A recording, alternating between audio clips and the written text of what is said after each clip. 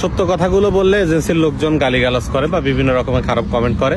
দেখেন, বেলারুশ ইউরোপের মধ্যে সর্বনিম্ন স্যালারি দেয় হচ্ছে বেলারুশ। সেখানে যেতেও প্রায় 8-10 লাখ টাকা খরচ হয়ে যায়। তাই বেলারুশে যে আসলে আপনি কি করবেন? বেলারুশে যে না আছে ভালো স্যালারি, না আছে কোনো সুযোগ সুবিধা।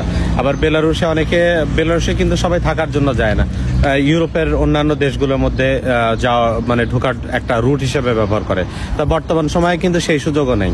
বর্তমান সময়ে আপনারা জানেন যে বেলারুশ একটা অস্থির অবস্থার মধ্যে দিয়ে যাচ্ছে। রাশিয়ার সাথে বেলারুশের একটা ভালো সম্পর্ক রয়েছে, পাশাপাশি রাশিয়ার সাথে ইউরোপের অন্যান্য দেশগুলোর মধ্যে একটা সমস্যা।